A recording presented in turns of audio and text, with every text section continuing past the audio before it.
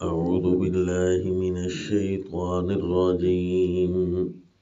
بسم الله الرحمن الرحيم. لا أقسم بيوم القيامة ولا أقسم بالنفس اللوامة أيحسب الإنسان أن لن نجمع عظامه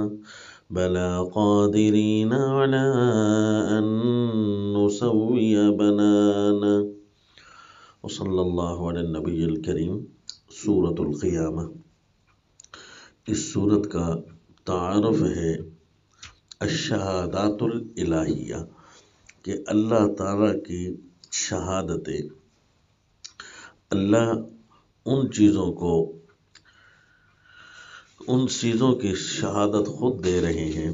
کہ لا اقسم بیوم القیامہ، کہ مجھے دن قیامت کی شہادت دینے کی، قسم دینے کی ضرورت ہی نہیں ہے، کیونکہ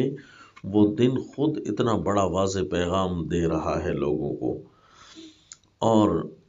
وہ دن تو آئے ہی نہیں ہے، کیسے پیغام دے رہا ہے؟ فرمایا نہیں، دیکھو، لا اقسم بیوم القیامہ ولا اقسم بالنفس اللوامہ، میں لفظ لوامہ کو بھی شہادت کے طور پر پیش کرنے کی چندہ ضرورت نہیں تھی، کیونکہ وہ تمہارے پاس ہی موجود ہے۔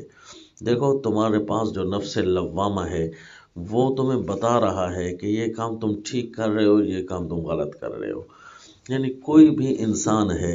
اسے اپنے مقصد کی طرف بالآخر مجبور ہو کر توجہ کرنی ہی پڑ جاتی ہے، چاہے جس حالت میں رہے۔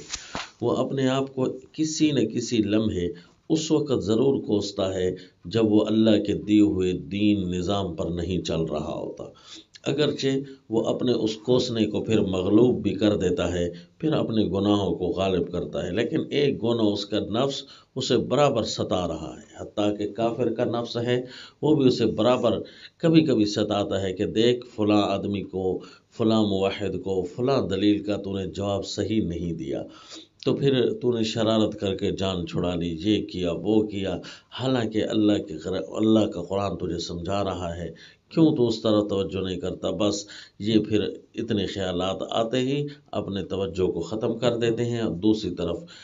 شروع ہو جاتے ہیں، یعنی نفس لوامہ کے پیغام کو اگنور کرتے ہیں، بے توجہی اس سے اپناتے ہیں۔ تو اسی طرح جس طرح تم اس نفس لوامہ کے پیغام سے، ملامت کرنے والا نفس، اس کے پیغام سے تم اعراض کر رہے ہو، اور توجہ کرنے والا تو توجہ کر رہا ہوتا ہے، اسی طرح دن قیامت بھی ایک قائم ہونے والی ہے، جس کو دی اینڈ آف ٹائم، یعنی ٹائم کا انتہا، اس کا یہ جو چلتے نظام کی ایک انتہا ہے، یہ بھی خود بخود بتا رہی ہے کہ آخر یہ بے سود نظام نہیں ہے، جس طرح کہ سورت کے آخر میں فرمایا کہ پھر کیا اللہ تعالیٰ نے تمہیں اس لیے پیدا کیا ہے کہ بس فضول ہو؟ ایحسب الانسان ان یترک سدی؟ نہیں، اس کا ایک مقصد ہے، اس مقصد کا نام ہے دن قیامت، کہ وہ اپنے اس مقصد تک، اپنے اس منزل تک جائے گا، اور وہاں پر اس کا نتیجہ آؤٹ ہونا ہے، اس کا نتیجہ نکلنا ہے۔ تو یہ دن قیامت اور نفس لوامہ، یہ باقاعدہ طور پر ایک شاہد کے طور پر اللہ فرماتے ہیں میں ان کی گواہی دیتا ہوں، لیکن ضرورت ہی نہیں پڑتی، کیونکہ یہ خود بخود واضح پیغام لے کر آنے والی چیزیں ہیں۔ وہ کیا کہتے ہیں؟ نفس لوامہ بھی کہتا ہے کہ ایک مقصد، ایک منزل پر جا رہا ہے، اور دن قیامت بھی کہہ رہا ہے کہ وہ منزل میں خود ہوں۔ ایحسب الانسان ان لن نجمع عظامہ بلی قادرین علی ان نسوی بنانہ۔ دن قیامت بھی، اس کا بھی یہ واضح پیغام ہے، اور نفس لوامہ، ملامت کرنے والا نفس، جو ذرا ذرا سی کوتاہیوں پر تمہیں اندر ہی اندر تمہارا ضمیر بول رہا ہوتا ہے کہ ٹھیک نہیں کر رہے ہو، یہ خود بھی گواہیاں دے رہا ہے، کس بات پر؟ علی تسویۃ البنانہ، کہ اللہ دوبارہ انسانوں کو قائم کرے گا، دوبارہ پیدا کرے گا، ایک ایک ذرے کا حساب ہوگا، انگلی کے پورے بھی تمہیں بتا رہے ہیں کہ یہ جو اس کے اوپر جو فنگر پرنٹ ہے، یہ بھی کوئی بے فائدہ نہیں ہے۔ شہادت، اس لیے اس کا دعویٰ یوں بنے گا، شہادت القیامہ والنفس اللوامہ علی تسویۃ البنانہ، تو یہ ابتدا میں اللہ کریم نے انسانوں کو سمجھایا، بتایا کہ تمہارے ایک ذرے ایک ایک فنگر پرنٹ کا تمہارا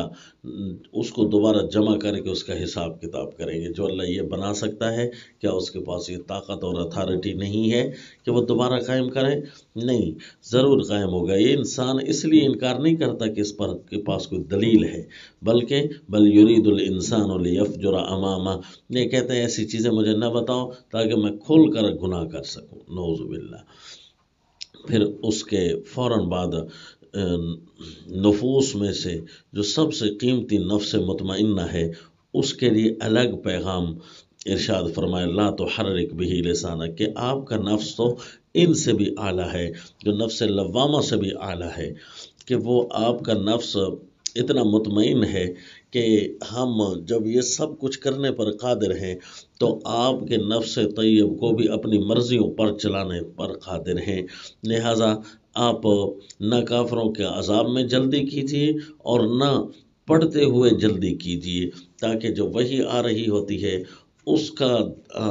کو سن کر توجہ دھیان سے بیٹھیں اور اس کے بعد ہی پڑھیں، ساتھ ساتھ نہ پڑھیں۔ اور اسی طرح کافروں نے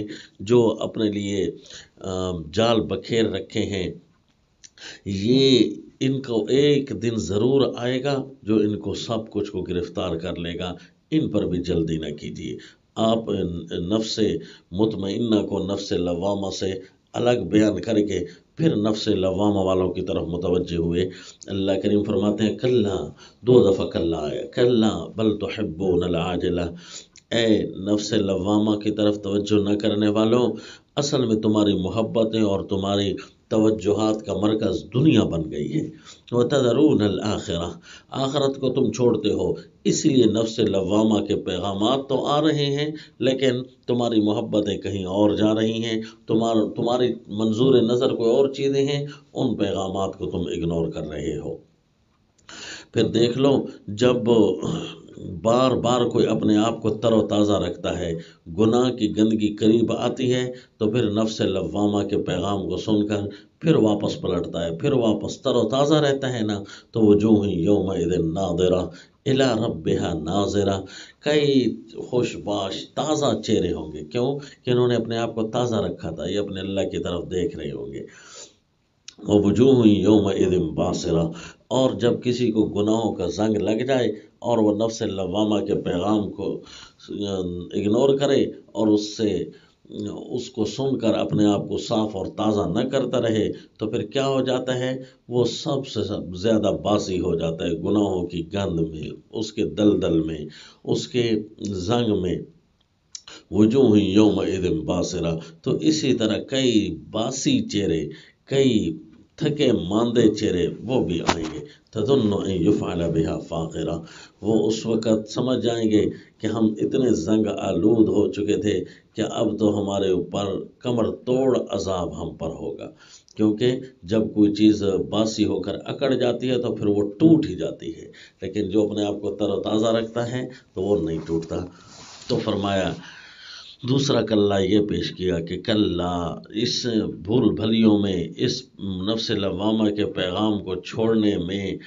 کتنا اور اپنے آپ کو آگے لے جاؤ گے، یہ بالآخر ایک اور پیغام لے آ کر تمہیں مجبوراً جھکا دے گا۔ وہ کیا ہوگا جی، کلا اذا بلغت التراقی، کیونکہ موت ہر کسی کو آخری اور مجبور کر دینے والا پیغام ہوتا ہے، اب کچھ چاہ کر بھی نہیں کر سکے گا۔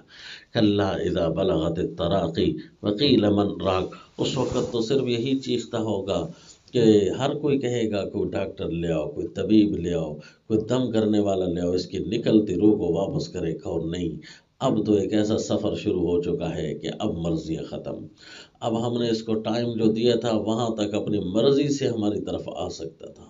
تو لہذا یہ صبح و شام تمہارے پاس یہ پیغام آ رہے ہیں، اپنے آپ کو بے فائدہ نہ سمجھو، جب تم ایک پانی کا قطرہ تھے تو اس وقت سے لے کر تمہاری اتنی خوبصورت تعمیر کی ہے، تو تم اتنے اس وقت سے جب بے فائدہ نہیں ہو تو پھر اپنے آپ کو جب انسان بن جانے کے بعد اپنے آپ کو بے فائدہ کیسے سمجھتے ہو کہ اللہ نے بغیر کسی ضرورت، بغیر کسی تمہاری اپنی چاہت کے، تمہاری اپنے لیے ایک راستہ دیے بغیر اللہ نے کیسے بے فائدہ تمہیں پیدا کیا؟ نہیں، ایک راستہ، ایک جہت، ایک سفر، ایک منزل تمہاری متعین ہے، اس کو دیکھ کر اسی کی طرف چلتے رہو۔ اگر اس جہت سے دائیں بائیں ہوئے تو تمہارے پاس پیغام بار بار آ رہے ہوتے ہیں، نفس لوامہ بھی تمہیں بتا رہا ہوتا ہے کہ دیکھ تیرا ضمیر کہہ رہا ہے کہ تو ٹھیک نہیں چل رہا۔ اسی طرح پھر آگے آنے والی ایک منزل دن قیامت بھی تمہیں سمجھا رہا ہے کہ میرے پاس آؤ گے تو اس دن تو ذرے ذرے کا حساب ہوگا، ایک ایک انگلی کے پورے کا حساب کیا جائے گا۔ لہذا ان پیغامات کو دیکھ کر اپنی جہت کو متعین رکھیں اور اپنی منزل کو طرف توجہ رکھیں۔ دنیا کے اتار چڑھاؤ گزر جائیں گے، صبح و شام گزر جائیں گے، صحت، عافیت، بیماری سب کچھ گزر جائے گی، جوانیاں، لمحات، دن، خوشیاں، غمیاں، یہ سارا نظام بنا رہے گا، لیکن اپنی جہت کی طرف کمی نہ آنے دینا، ایک اللہ کی طرف دیکھ کر رہنا۔ تو الشہادات الالہیہ یہ اس صورت کے اہم عنوان ہے۔ اللہ کی باتیں بھی تو کبھی سنو کہ اللہ کتنی زور دے کر، شہادت دے کر ایک بات کر رہے ہیں، وہ کیسی بات ہوتی ہے۔ اگر کوئی کسی نے ایسی بات پڑھنی ہو کہ اللہ نے کسی بات پر انتہائی زوردار طریقے سے گواہیاں پیش کی ہوں تو وہ سورۃ قیامہ کو پڑھے۔ وما علینا الا البلاغ۔